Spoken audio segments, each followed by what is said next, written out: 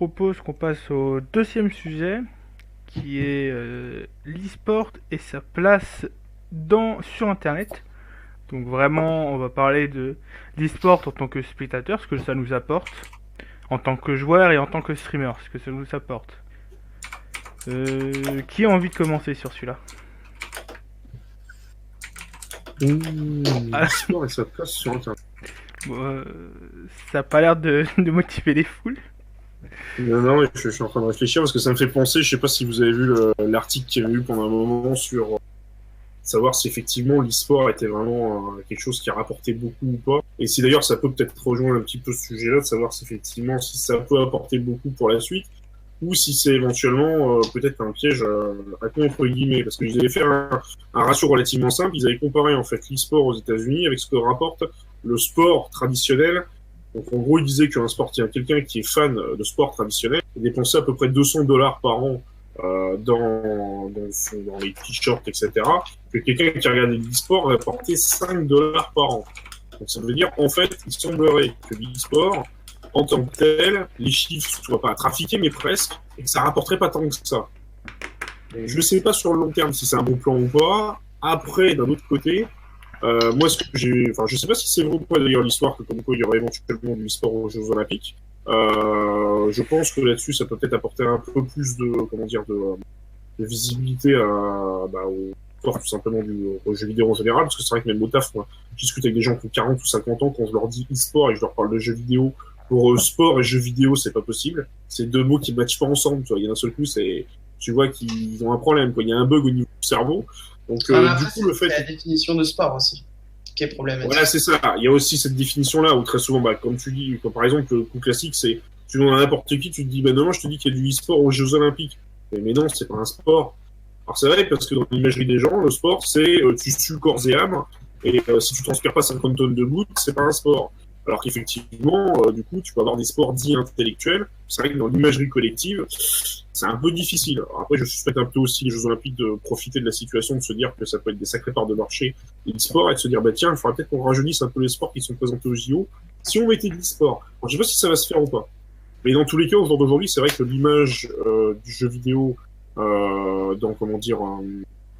la fois au niveau des films, au niveau de la société d'aujourd'hui, comme on est un peu les derniers arrivés dans le milieu du divertissement, on est un peu pas très bien accueillis, quoi. Un peu comme le gros nerf derrière son clavier, mal rasé, mal peigné, qui passe ses journées à boire des bières et qui sort pas de son lit, quoi.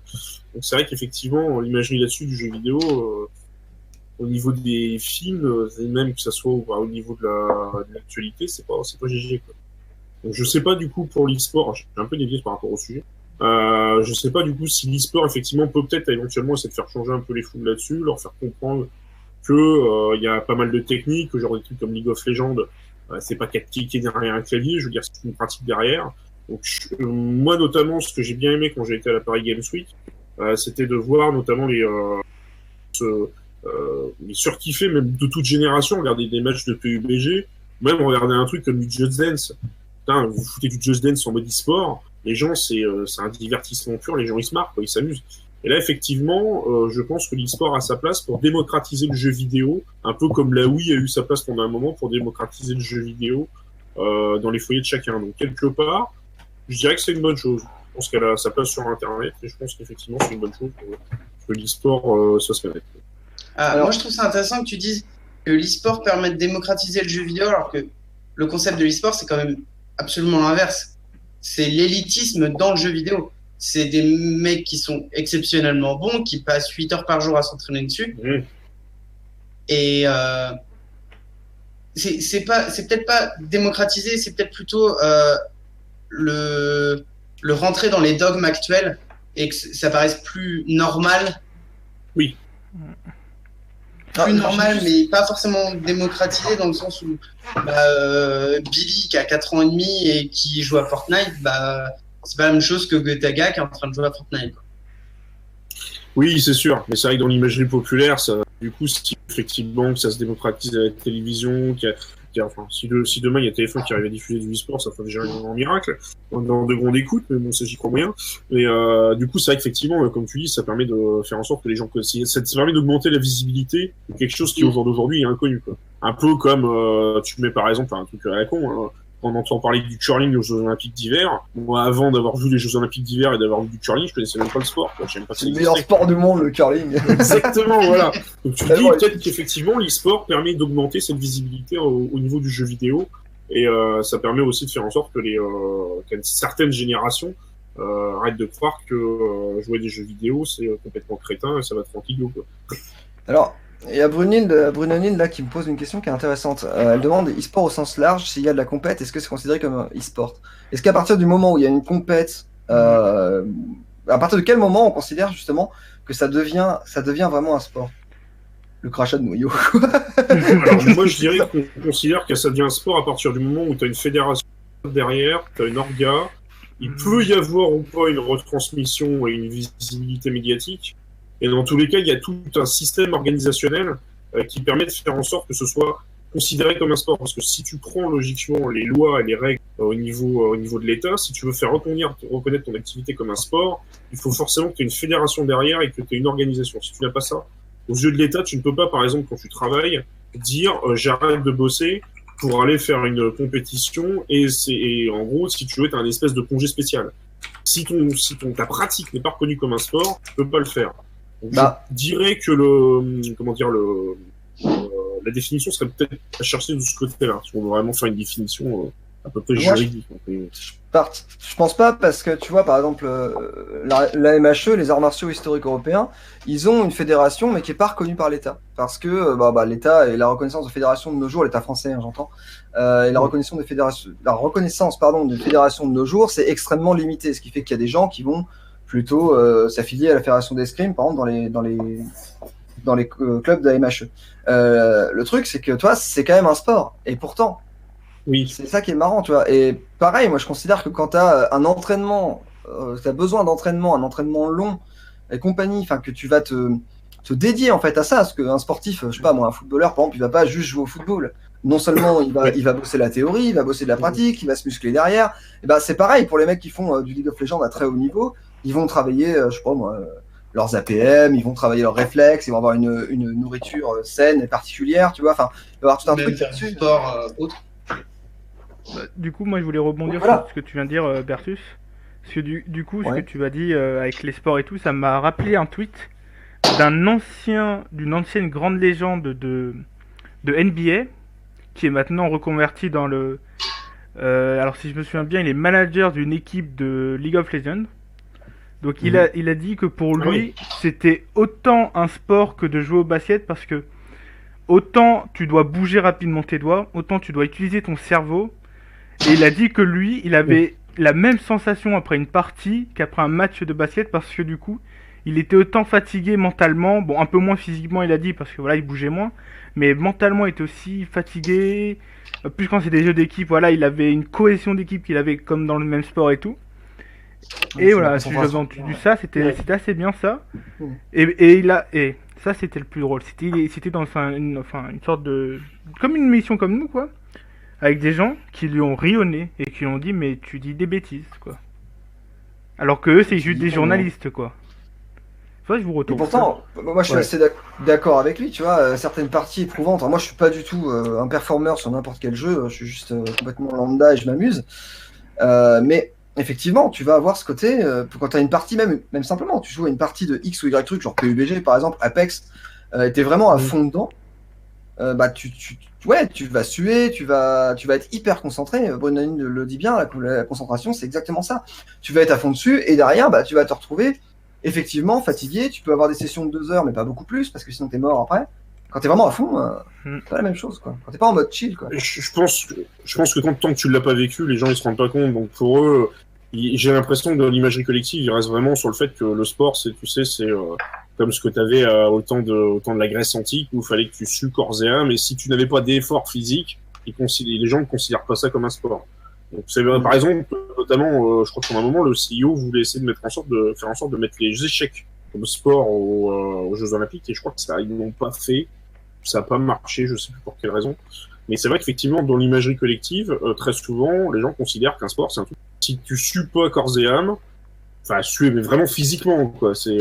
Tu brûles pas de calories, c'est pas un sport. Alors que sur Et à mon avis, le truc, c'est qu'ils en brûlent. Ils en brûlent en plus des calories. Exactement. Parce que voilà. la mais ça se voit pas, concentration, en fait. c'est un des trucs qui brûle le plus. Bah, c'est ça, ouais. Oui, voilà, c'est ça.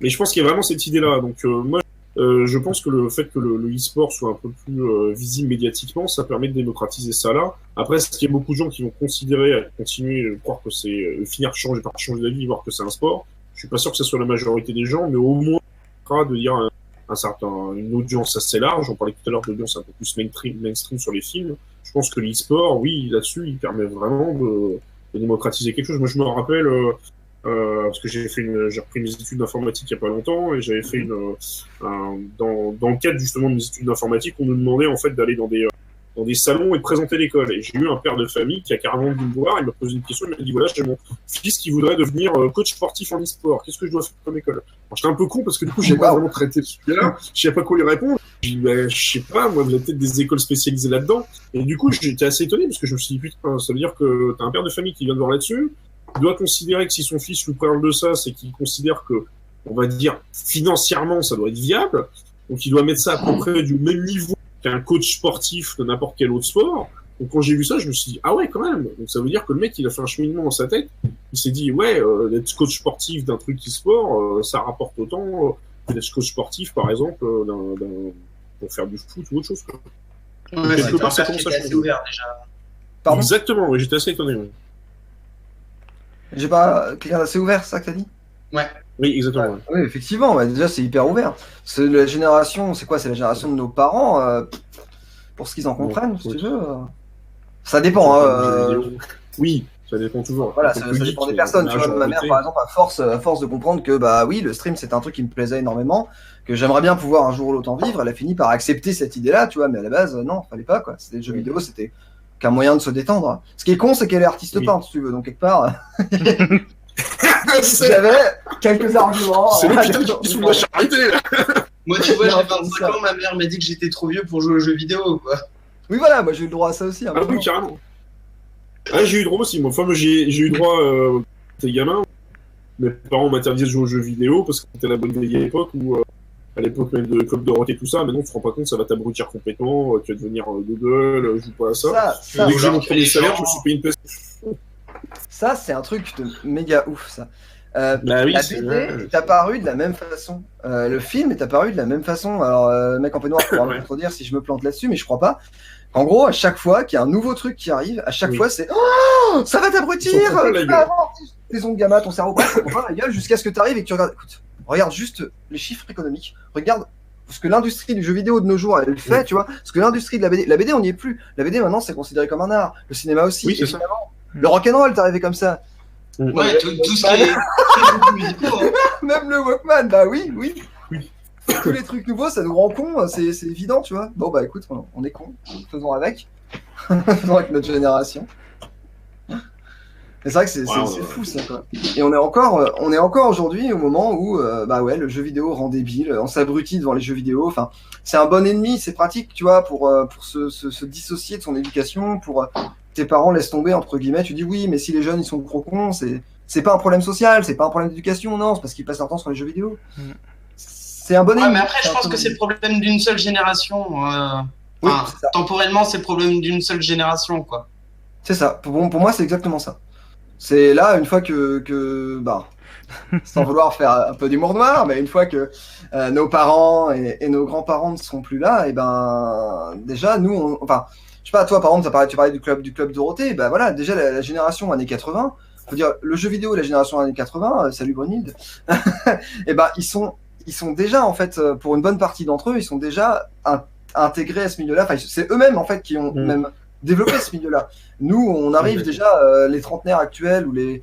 Oui, voilà, oui, trentenaires, merde, ça fait mal de dire ça, mais... J'en ai 36, alors tu sais, tu peux y aller. Moi, je suis pas encore trentenaire, mais ça arrive. Mais tu vois, voilà, bah nous, on est déjà, en fait, on n'est même pas la première génération, on est déjà la deuxième, en fait, à arriver là-dedans. Moi, j'ai des potes, là, voilà, il a 38 ans maintenant, toi, c'est pareil, 36 ans, t'es vers la fin de la première génération, tu vois. Et du coup, c'est vraiment la plâtres. Voilà, vous avez suivi les plâtres, nous, on doit continuer à faire monter le truc petit à petit. Bon après, maintenant, les 2000 et les 2010, ils sont déjà baignés complètement dedans et les problématiques sont même déjà différentes.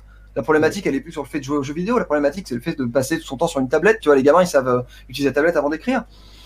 C'est une évolution, pour moi, c'est une évolution de la société. C'est un changement, pas de mieux, pas de moins bien. Mais... Alors après, l'école a un peu de mal avec ça. C'est... Quand tu vois, moi, je me rappelle, la dernière fois, c'était mes filles, elles ont 8 et 5 ans. C'était en école publique, à la fin de l'année d'école, où ils distribuaient des cadeaux, parce que tu passais du CM2 et t'allais en 6e. C'était quoi déjà la remarque de la directrice? Elle fait, alors donc du coup, nous allons vous offrir des cadeaux, alors vous allez une encyclopédie, un machin, etc., un dico. Et puis, elle a dit en rigolant, oh, bon, le jeu vidéo, ce serait idiot. J'étais là, j'ai envie de dire, mais si, t'as qu'à, justement, je sais pas moi, t'as qu'à faire un truc sur 10-3 Become Human de Quantic Dream, ce sera aussi intéressant que de traiter n'importe quel bouquin français que t'apprends à tes gamins, quoi. Je veux dire, c'est au jour d'aujourd'hui, je pense qu'à mon avis, de ce côté-là, ils ont encore beaucoup de progrès à faire sur la vision qu'ils ont du jeu vidéo, quoi. Pour moi, c'est autre chose. C'est un peu différent. C'est une autre culture qui sera peut-être un jour ou l'autre enseignée, peut-être pas dans les lettres classiques, mais dans les arts classiques, tu vois, dans 150 ans. Ça serait bien. Il y a des avancées. Tu te souviens à l'époque quand on jouait à Pokémon? Mais oui, c'est ça, tu te souviens avec la Game Boy? Putain, on avait fait ça au lycée, c'était n'importe quoi. On était revenus avec le Game Boy Color comme des cons à jouer à Pokémon Jaune. C'est comme par exemple le rap, oui. C'est au même niveau, c'est apparu en même temps en plus, à peu près. Mais je sais que j'ai une amie à moi qui est prof de français, qui peut se permettre de faire étudier des paroles de musique de rap en fait, parce que t'as des allitérations, t'as plein de trucs que tu retrouves pas forcément dans la variété française et qui peuvent fonctionner dans le rap parce que t'as certains courants de rap où les effets de style sont très importants et sont très marqués, quoi. Ah, complètement. Mais c'est aussi pour moi je pense que dans le jeu vidéo, tout ce qui est jeu contemplatif ou même des jeux qui parlent justement de sujets particuliers. Je crois qu'il y avait un jeu sur la Première Guerre mondiale qui était principalement là pour faire apprendre la Première Guerre mondiale plutôt que de faire de divertir quelqu'un, quoi. Ça devient un média en fait. Il y a même un... Pardon, vas-y. Les jeux comme tu parles, les jeux de guerre qui racontent la première et souvent la deuxième aussi, ça, Call of Duty au début de la PS2, les jeux de la PS2, il y avait beaucoup de reportages dedans. Genre t'avais le jeu normal et tout, et après t'avais des scènes bonus où c'était des historiens, des anciens de la guerre aussi qui parlaient et tout, dans des reportages qui parlaient de ce qu'ils avaient vécu et tout. Et voilà, c'est vrai que ça c'était pas mal, ça apportait un concept. Et ça montre bien que on peut jouer à des jeux vidéo et on peut apprendre avec les jeux vidéo des choses qu'on n'apprendrait pas en cours. Par exemple, la multitude de petites batailles qu'on n'apprend pas en cours de la Seconde Guerre mondiale qui sont hyper intéressantes et qu'on passe vite fait en revue. Vraiment, ça, c'est grâce aux jeux vidéo que j'ai appris tout ce que j'ai appris sur la Seconde Guerre mondiale. Le problème, après, je parle pas de Call of, je parle de... c'était un petit jeu qui avait été fait par Ubisoft. C'était Le Vieux Soldat ou un truc comme ça, je sais plus. Oui, c'est français ça, oui, effectivement. Comment ça s'appelle sur la Première Guerre mondiale en dessin? Oui, voilà, c'est ça. Intéressant ça. Ouais. Super intéressant ça aussi. Alors, j'ai eu un crash de vos streams, je ne sais pas si c'est normal. C'est mieux, je suis en train de le relancer pour essayer de diminuer le flux parce qu'il lag. Ça a l'air d'être bon, ma foi. Moi, ça me dit rien. Tu vois, là, par exemple, il y a un petit jeu que je testerai en stream, je le testerai un peu avant, c'est ça que je suis pas sûr encore de le tester en stream, qui s'appelle Le Prisonnier Quantique, qui a été développé, et pour le coup, là, vraiment, on est sur quelque chose de plus éducatif qu'autre chose. C'est une sorte de point and click, si j'ai bien compris. Le petit souci du truc, c'est que ça a été... le petit souci. Le petit côté polémique, on va dire, du truc, c'est que ça a été développé par en partie, du moins, en partenariat avec le CEA. C'est le Centre de l'énergie atomique, donc bon, on fait ce qu'on veut. Mais du coup, voilà, vraiment, pour le coup, le prisonnier quantique, si j'ai bien compris, c'est un truc qui est censé être très éducatif, quoi. Qui est là pour essayer d'apprendre aux gens en gros, une histoire des sciences et des technologies, quoi. Du coup, c'est ce genre de jeu, je pense, bon, là, on est sur un petit jeu, on est sur un truc qui, déjà, sur ma page internet, s'affiche en 4/3, donc si tu veux, voilà, mais on est peut-être sur quelque chose qui va petit à petit se développer. Il y a déjà pardon, il y a déjà des essais qui sont faits sur apprendre l'histoire, apprendre le truc. Mais clairement, à part pour la géographie approximative, je ferais pas confiance à comment il s'appelle ce jeu?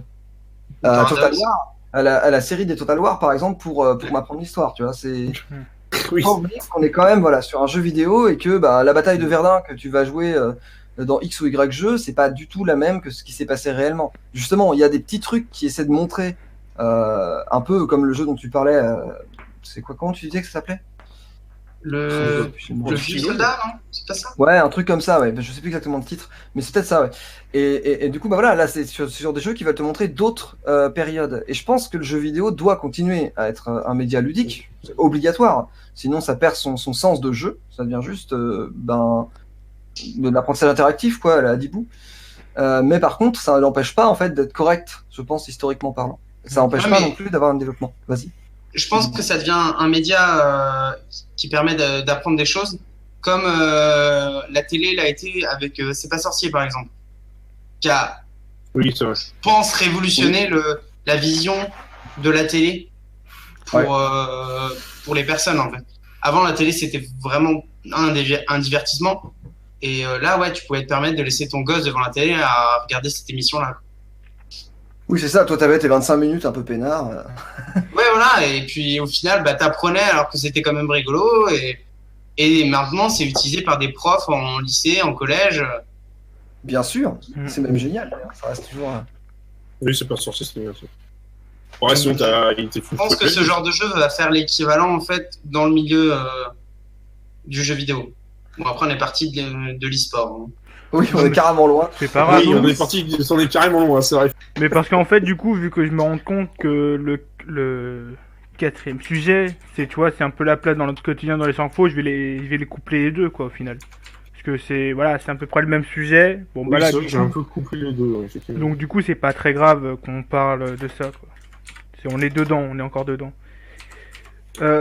Après, moi, j'ai envie de dire un truc, ça c'est très important. Enfin, je mets un petit disclaimer, un petit avertissement plutôt.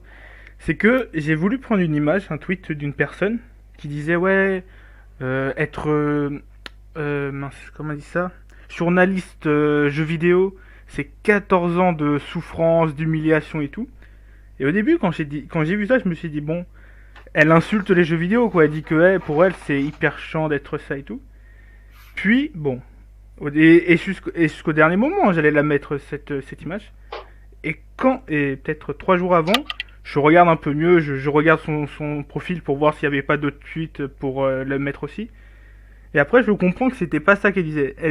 Elle disait qu'elle était hyper heureuse de son métier, mais que par rapport à un journaliste de sport et tout, elle était humiliée. Elle gagnait moins. Bon, ça c'est un autre problème, ça. Ouais. Ça c'est le problème. Est-ce qu'il faut être égalité ou égalité ? C'est ça. Et elle disait que le problème, c'était pas tant que les jeux vidéo avaient une visibilité, c'était que les médias rabaissaient parce qu'ils avaient peur de la visibilité. Parce que du coup, étant donné que l'e-sport et les jeux vidéo, ça va par les médias de style réseaux sociaux, et du coup plus trop par les médias standards, oui, ils se sentaient un peu en difficulté, quoi. Et même en ayant des journalistes spécialisés, ils s'attendront pas à la même perfection que les réseaux sociaux et les médias qui sont dedans, quoi. Donc voilà, j'avais voulu partager ça. Après, c'est vrai que c'est un peu les derniers, faut être honnête, hein, c'est un peu les dernières heures de vie de la télévision traditionnelle. Moi, personnellement, je regarde plus de télévision traditionnelle. Je regarde le téléviseur, à la rigueur. Je regarde des YouTube, Twitch ou éventuellement Netflix ou Amazon Prime sur ma télé. Mais je regarde plus le télé, voilà. Éteint, voilà, c'est très bon un téléviseur éteint. Mais je regarde plus le flux traditionnel de télévision. C'est vrai qu'au jour d'aujourd'hui, un flux traditionnel de télévision, on t'impose d'être à 20h45 ou 21h, je sais plus combien écart, pour regarder un truc qui a été préenregistré. À partir du moment où c'était pas du direct, je comprends plus l'intérêt, quoi. Et c'est vrai qu'aujourd'hui, que ce soit les Netflix, Amazon Prime, il y a même YouTube en premier et même Twitch aussi, ont complètement atomisé cette notion de télévision traditionnelle. Et effectivement, j'ai l'impression que les médias traditionnels ont peur de ça. D'ailleurs, je sais plus, c'est Julien Chess qui avait fait il avait fait une vidéo là-dessus sur des stats de la télévision. Je crois qu'en l'espace de 6 mois, 1 an, la télévision avait perdu l'équivalent de 50 taux d'audience. C'était énorme, quoi. Je veux dire, ils se sont ramassés une taux pas possible. Et moi, aujourd'hui, à part que je joue une nouvelle mère qui regarde de temps en temps, là, ce soir, c'est meilleur pâtissier ou je sais pas quoi, le reste du temps, mais putain, mais c'est chiant, quoi. Il y a des trucs. Et j'ai l'impression, en fait, ils touchent plus qu'une certaine génération, que notre génération, ils la touchent plus. Effectivement, comme tu le dis, est-ce que t'as pas une peur de ces journalistes-là traditionnels qui mènent dans le milieu sportif, qui se disent, ouais, non, attends, l'e-sport, c'est de la merde, c'est comme ces kikis, là, qui jouent derrière l'écran, tout ça. Attendez, les gars, ils vont pas nous apprendre le journalisme. Nous, on est des gars, on est des purs de dur, on est avec notre costard cravate sur la pelouse du Stade de France, on se caille des mules. Les mecs, ils sont dans un studio, c'est quoi ce bordel, quoi. Donc, en fait, tu vois, j'ai l'impression que même entre eux, ils doivent pas se faire de cadeaux, quoi. Donc, je suis pas étonné, effectivement, de ce tweet-là, d'une personne qui a dû dire qu'il a dû se faire pourrir la vie en interne par ses propres journalistes. Je pense qu'à mon avis, effectivement, ça doit pas être facile, quoi. Et puis d'un autre côté, tu te fais pourrir par quoi?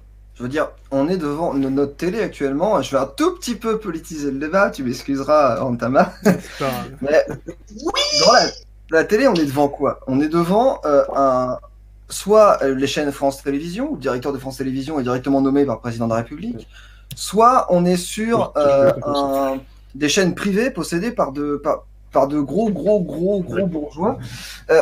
On est sur nommer le président de la République, mais ça c'est autre chose. Ouais, bon là, j'aimerais pas jusque là non plus. Mais en gros, voilà, tu vois. Donc la télé, c'est un média en partie d'État, c'est un média de classe pour moi. C'est pourtant de base un des meilleurs médias qui existent, en mon sens. Parce que quand tu ne connais pas l'Égypte, par exemple, je prends un exemple concret, mais tu connais pas l'Égypte, tu navigues sur ton ordi, sur Internet, sur n'importe quoi, t'as combien de chances, de pourcentage de chances de voir un truc sur l'Égypte apparaître? Si tu ne fais pas la recherche toi-même, t'as rien. Par contre, tu zappes en fonction des programmes. Et tu aurais des programmes beaucoup plus éducatifs. Tu zappes dessus, tu vas tomber sur des trucs que tu connais pas. Je veux dire, tu vas découvrir des mangas, tu vas découvrir, par des animés du coup, tu vas découvrir, voilà, ce que c'est que, je sais pas, justement l'Égypte, la romantique. Tu vas tomber sur Stéphane Bern qui va te parler du sexe. Du sexe de la reine Margot. Enfin, si tu veux, tu peux tomber avec la télé et ce système de zapping, tu peux tomber sur des trucs qui t'attirent le regard et que pourtant tu connais pas, tu vois. Et ça c'est vraiment top. Le problème justement, c'est que c'est pas utilisé par les bonnes personnes, en tout cas, en mon sens, pas aux bonnes fins. Ouais, le souci d'Internet, c'est un média horizontal, mais du coup, tu te fais des bulles où tu regardes que des trucs que tu connais. Et à l'inverse, la télé, c'est un média vertical où t'as un chef qui décide ce que la plèbe va voir. Et en fonction des intérêts du chef, on va pas regarder la même chose, quoi. C'est exactement ça. Et toi, du coup, tu vas zapper et en fonction des différents chefs qui viennent tous plus ou moins du même milieu. Alors, Moumous me laisse un pavé. L'ouverture de la TV à la concurrence, / sa libéralisation, a été factrice d'appauvrissement. Mais penser que de nouveaux médias encore plus liquides, concurrentiels et libéraux s'avéreront émancipateurs alors qu'ils ne sont pas moins indigents et produisent des... Je te reconnais bien là, mon gars.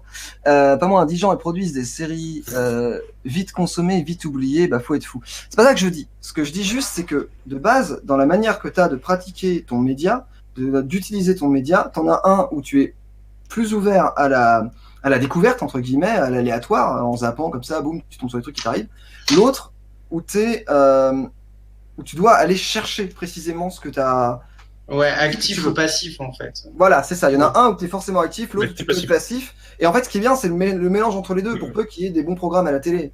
Tu peux découvrir, voilà, l'Égypte, reprendre cet exemple-là, à la téloche, et te dire, putain, c'est trop bien, je vais aller me renseigner un peu plus profondément, et aller chercher, et du coup, tu vas sur Internet pour aller chercher. Ou dans un bon bouquin, ça dépend. C'est... Par contre, oui, non, on est d'accord que c'était encore et toujours récupéré, et c'est bien là le problème, c'est encore et toujours récupéré par les mêmes, hein. Twitter, Facebook et compagnie, c'est toujours la même merde, hein. Ça change strictement rien. Et à part quelques petits journaux indés par-ci par-là, qui essaient de sortir un peu du lot. Mais après, de toute façon, quoi qu'on fasse, qu'importe, enfin, je vais bien arriver à parler, n'importe laquelle des productions qu'on pourra faire, autant film, documentaire et tout, il y aura toujours une part de... Comment je pourrais dire ça? De pensée, de notre pensée. Parce que, quoi qu'on puisse dire, on est des humains. Et du coup, on a notre vision du monde. On sera pas objectif. C'est ça, voilà. On aura toujours notre subjectivité qui va intervenir, qu'importe ce qu'on fasse. Hein. Par exemple, parce que, par exemple, si je vais te dire un événement idiot, par exemple, une manif de gilets jaunes. Ouais, je pars loin. Si je suis un gilet jaune, je vais te montrer la scène d'une certaine façon. Si toi t'es un policier, tu vas la montrer d'une autre façon. Si toi t'es le maire, tu vas la montrer d'une autre façon, tu vois. C'est subjectif. Oui, t'es en train de le dire point qu'on de n'a vue. pas tous la même réalité. C'est ça, voilà. Et c'est parce qu'on a déjà pas tous le même passif, pas tous la même éducation, du coup, on n'a pas tous la même manière aussi de voir les mêmes images. Mm. C'est normal. L'intérêt du net, effectivement, c'est d'être moins passif, plus libre, mais comme dirait Clouzard dans le capitalisme, tout est permis, mais rien n'est possible. Bah ouais, c'est un peu ça en fait. Sur Internet, on est un peu un oiseau dans une serre, donc on vole mais on est enfermé, alors que sur la télé, bah, on est une poule quoi. Ouais, on est un oiseau dans une serre, ou alors on est un oiseau dans une Bah, cage avec une chaîne, on est quoi. une poule, on ne peut pas bouger, mais on pense être libre en fait. Et ça, c'est un truc de fond de la société, là, pour le coup, cette notion de Mais c'est liberté. clair qu'à Internet, le gros souci, c'est le côté bulle, le côté que tu vas regarder les mêmes vidéos tout le temps, tu vas te conforter dans ton esprit, dans ton avis. Sans pouvoir découvrir autre chose. Bah, c'est ça, si je commence à regarder mon fil de proposition YouTube, bah, je vais avoir que des trucs avec lesquels je suis d'accord ou des trucs qui vont me trigger dans l'autre sens pour que je regarde le truc, quoi. Bruno Oui, Nil c'est me ça, en dit fait, que- tu vas pas t'ouvrir, effectivement. Enfin, les algorithmes, c'est que ton temps, ils vont t'ouvrir à certaines choses de différentes. Après, c'est vrai qu'effectivement, il y a une limite. Moi, par exemple, pour donner un exemple concret, moi, je me suis rendu compte que c'est assez marrant d'ailleurs. Aujourd'hui, je découvre plus d'artistes et je découvre plus de styles de musique différents en ayant un abonnement, alors, je peux faire de la pub, hein, YouTube Music, que ce que j'avais quand j'avais du Apple Music ou du Spotify. Alors, je sais pas si parce que j'utilisais peut-être mal le truc, mais bizarrement, j'ai l'impression que l'algorithme était plus efficace et il me propose des styles que je préfère. Donc je me dis, est-ce qu'ils sont peut-être plus forts en termes de ciblage là-dessus, parce que Google derrière, ils sont pas dégueulasses en termes de ciblage, ou est-ce que c'est parce que moi qui a peut-être une offre qui est plus pléthore, donc forcément j'alimente plus l'algorithme. Mais je pense qu'effectivement le problème qu'il y a notamment avec un YouTube de base, c'est qu'effectivement si tu regardes que, moi j'arrive à le faire, hein, je peux très bien me passer complètement d'actualité et ne même mettre pas au courant que la semaine dernière, je sais plus, il y a eu une fusillade dans dans une gendarmerie ou je sais plus, il y a eu un. Mhm.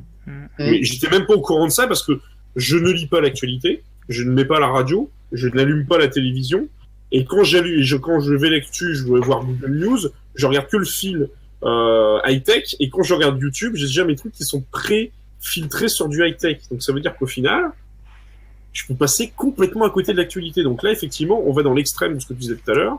Donc, effectivement, on peut arriver avec Internet à être complètement foutu dans une bulle et à être déconnecté de l'actualité, alors qu'effectivement, la télévision traditionnelle, c'est quand tu vas zapper, tu vas découvrir des trucs parce que tu te laisses porter par quelqu'un d'autre qui fait comment dire, ta présentation, alors que sur Internet, c'est toi-même qui fais ta propre présentation et qu'en fait, tu finis par t'enfermer sur toi-même.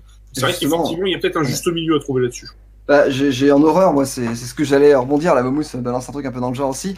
J'ai en horreur complète ces algorithmes, justement. Je trouve que c'est un bon. Enfin, en fait, pour moi, typiquement, c'est un moyen qu'ont ceux qui possèdent les télés, entre guillemets, qu'ont nos grands puissants pour nous redonner ce côté consommateur passif. En fait, nous empêcher de réfléchir. Dans le concept, c'est ça. Ouais. Non, ça fait pas du tri, en fait. Ça fait exactement ce que fait la téloche, c'est-à-dire ça fait le tri que ça veut que tu vois. Point barre. C'est-à-dire que tu regardes, ok, tu vas avoir des centres d'intérêt, genre admettons, je sais pas, voilà, moi par exemple, tu te doutes bien que mon YouTube, il est bourré de trucs historiques d'un côté et qu'il est bourré de trucs sur les jeux vidéo de l'autre. Bah ouais, mais du coup, ça va cibler ce que ça veut que je regarde au niveau historique, ça va cibler ce que ça veut que je regarde au niveau... Et encore, je te parle de l'algorithme, même si l'algorithme de YouTube est quand même très travaillé. Justement, ces algorithmes-là, pour moi, ils sont à vomir, en fait. Il faudrait que ce soit complètement des trucs aléatoires. Si t'as envie de voir un YouTuber, bah, tu tapes son nom, tu t'abonnes à la rigueur, ça te propose dans la section abonnement simplement bah, les vidéos que lui sort, mais que derrière, tu n'aies pas ces fameux trucs quand tu connectes, tu sais, quand tu connectes dès le départ, t'as les suggestions. C'est quoi ces suggestions-là? Il y a la moitié des suggestions, c'est des trucs que t'as regardé, l'autre moitié, c'est des trucs qui plaisent aux gens, et la troisième, c'est des trucs pour t'endormir. Si tu veux, ça me saoule. Oui, ça fait 50%, je vous emmerde. En vrai, pour moi, c'est horrible, tu vois, c'est un truc à vomir, quoi.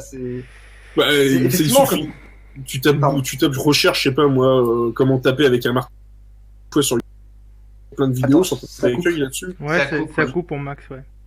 Ouais, donc je disais, si t'as le malheur un jour de faire une recherche, je sais pas moi, sur du bricolage sur YouTube, bah, tu vas te retrouver avec plein de vidéos de bricolage, alors qu'en fait, on a peut-être rien à cirer, tu as voulu le regarder qu'une fois, quoi. Donc là, l'algorithme, il va faire n'importe quoi, et des fois, c'est assez fun là-dessus. Et moi, Et j'avoue, encore, ça faut fait pas plaisir regarder des d'avoir. vidéos complotistes. Hein. C'est encore pire. Mais c'est un gros souci que justement les gouvernements ont et posent des questions justement aux GAFA. C'est que les complotistes s'enferment dans une bulle à regarder des vidéos de complotistes qui va t'en proposer d'autres, qui va t'en proposer d'autres. Et même sur YouTube, sur Facebook, tu vas avoir que des paragraphes de complotistes et tout. Et tu vas t'enfermer là-dedans et tu vas pas regarder le reste en fait. Je sais que moi je me suis abonné à deux trois pages de complotistes parce que je trouve ça extrêmement drôle leur rhétorique et que je mange du popcorn en lisant leurs commentaires. Tu veux dire que si tu veux te détendre, tu t'abonnes à la page Twitter de Donald Trump et tu tweets. Mais non, parce que Donald Trump, c'est pas assez piqué, c'est pas assez scientifique avec des très très grosses guillemets. Parce que tu regardes des vidéos de chemtrail, tu regardes des vidéos de la Terre plate, mais c'est magnifique. Enfin, t'as des mecs qui t'expliquent que, ouais, en fonction des rayons du soleil, bah si, le soleil, il est à 20 mètres au-dessus du sol, quoi. Et tu regardes ça, mais c'est génial. Mais par contre, si je regarde sur YouTube, mais c'est mort. Pendant 3 semaines, je m'en tape, en fait. Ouais, mais de temps en temps, t'aimes bien ta bière, ton popcorn, t'enfoncer dans ton canapé et te marrer en foutant dans la gueule des gens. Donc, Je comprends bien. je suis peut-être le seul du coup à avoir un fil d'actualité sur YouTube complètement différent. En fait, moi c'est peut-être, je suis peut-être normal ou peut-être l'intrus, mais je regarde tellement de choses différentes que mon fil d'actualité YouTube, bah, c'est n'importe quoi. Ça passe de la politique aux jeux vidéo, à l'histoire, à la géographie, au monde marin. Voilà, moi c'est ça mon fil d'actualité. Et encore, c'est pas forcément divers, parce que tu peux très bien avoir des jumps entre l'un et l'autre et te retrouver en fait à croire que t'as un truc diversifié et te retrouver en fait avec un truc super concentré. Parce que justement, le souci qu'on a, c'est qu'on voit pas l'extérieur. C'est le poisson dans son bocal, quoi. Bah, est-ce que justement, c'est peut-être là-dessus, ça passe peut-être par l'éducation, c'est effectivement d'avoir l'esprit critique, essayer d'avoir l'esprit ouvert et de se dire, bah tiens, j'essaie d'aller vers autre chose, que effectivement, peut-être que ces algorithmes qu'on a en exergue ou pas, ou toutes ces choses-là comme Internet, c'est juste des outils, et quelque part, c'est vrai que ça dépend ce qu'on en fait, quoi. Comme on dit, c'est comme avec Einstein, hein, il a découvert l'atome, ils ont fait la bombe atomique ou ils ont fait dans le centrale nucléaire, donc en fait, est-ce qu'Internet, c'est pas la même chose?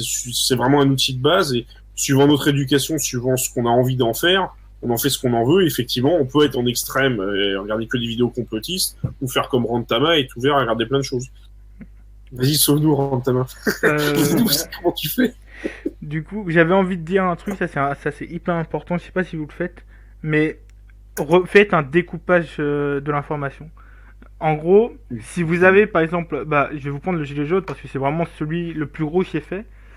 C'est, j'avais vu des gens quand ils ont commencé les gilets jaunes à dire oui, c'est la faute de l'État, c'est la faute de nanana et tout.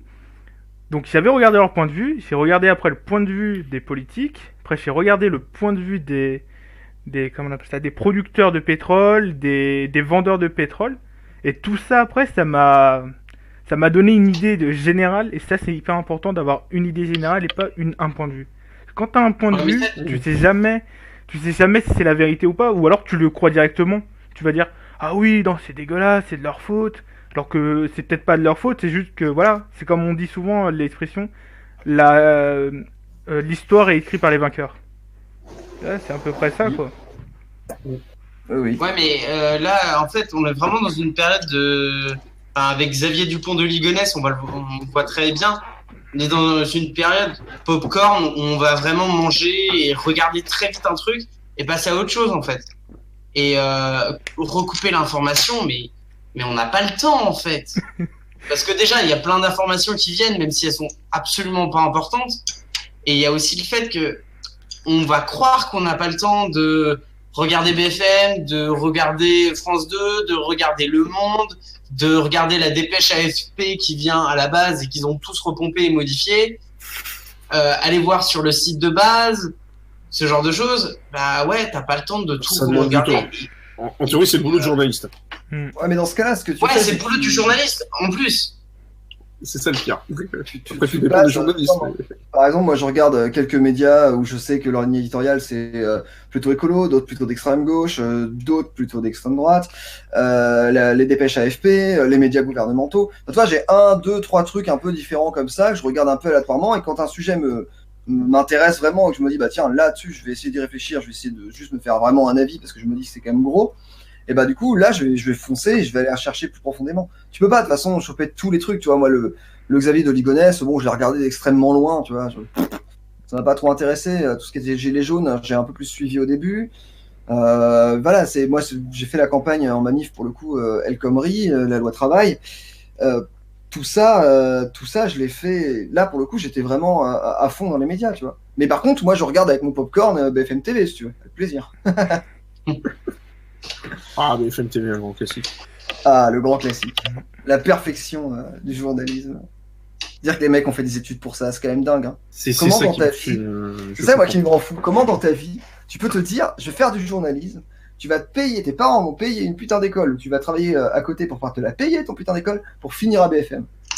Parce que génial. justement, t'as pas ailleurs où aller. Ah putain, la meilleure Sinon, réponse, tu c'est présentes autre le chose. loto. On va faire quoi? Quelque part, il y en a un des deux qui est plus intègre. C'est pas fou. Donc bon. Après, moi je suis pas trop info en continu, je trouve ça hyper idiot pour deux raisons. La première, c'est que souvent, quand ils ont une news, ils vont direct la mettre brute. Bah, je crois que ça s'est passé là pour l'attentat au commissariat. C'est vraiment, ils t'ont mis une information qui a été démontée 1 heure après, qui a été redémontée l'après-midi. C'est pour ça que je trouve ça complètement nul, Alors, les infos en continu. pour ça, t'as pas besoin des infos continues. T'as besoin du Premier ministre et du ministre de l'Intérieur. Bah non, parce que si tu parles du couteau en céramique, bah ça c'est une C'est faux. C'est l'autre. Oui, mais c'est comment il s'appelle Ah, j'ai mangé son nom tellement j'apprécie.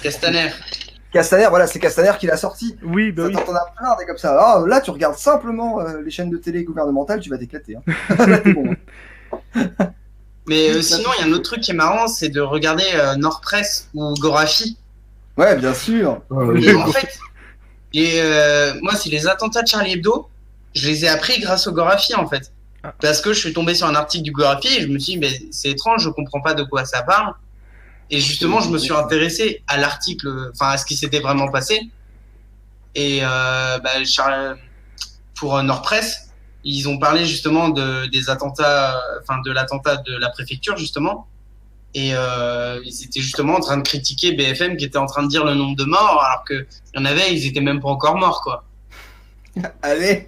Oh non, mais de toute façon, il y a quelques jours à vivre. Au pire, on a pris un peu d'avance. Ça va. Ouais, c'est ça. Enfin, ils se sont fait engueuler par le préfet sur l'instant qui était en train de dire mais attendez, quoi, j'ai des mecs qui sont au sol, ils sont encore chauds.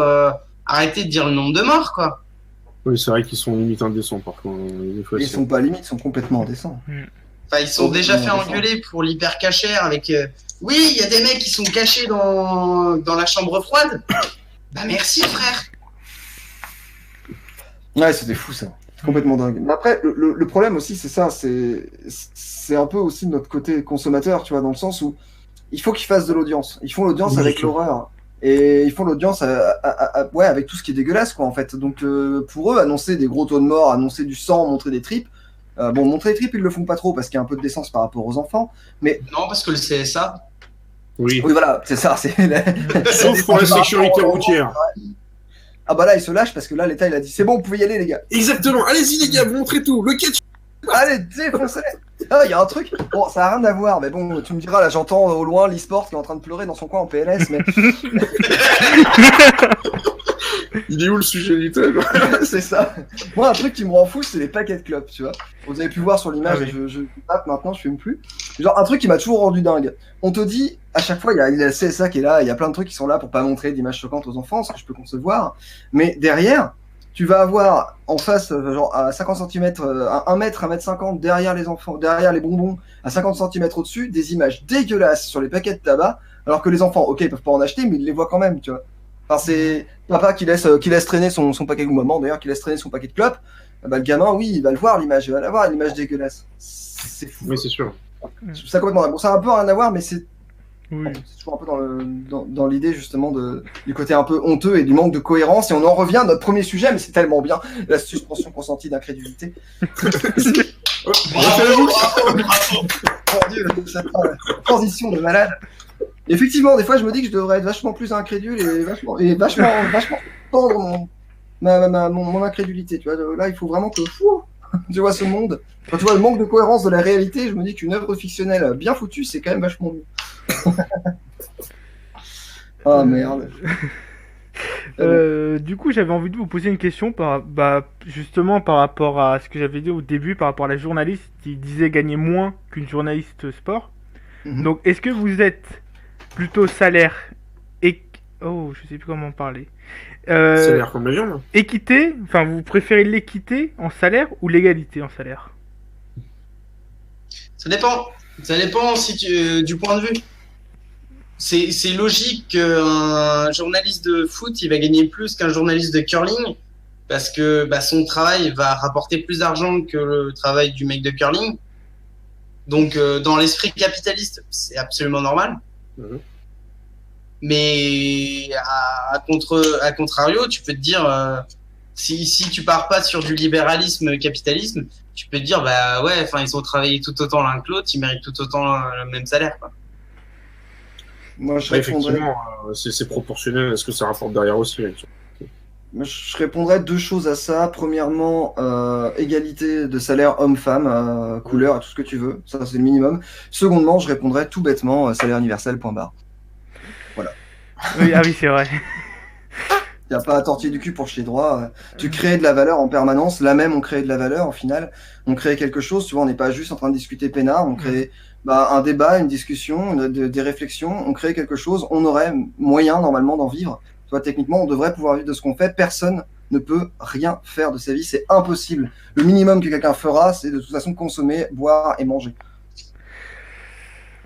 Après, moi, je suis de ce principe-là aussi du salaire universel, mais je vais pas te baquer non plus, quoi. Le but d'un débat, c'est de pas être d'accord normalement, donc. Ah. Après, si on est d'accord, techniquement, il n'y a pas de débat et on s'arrête là. Et on passe à un autre sujet.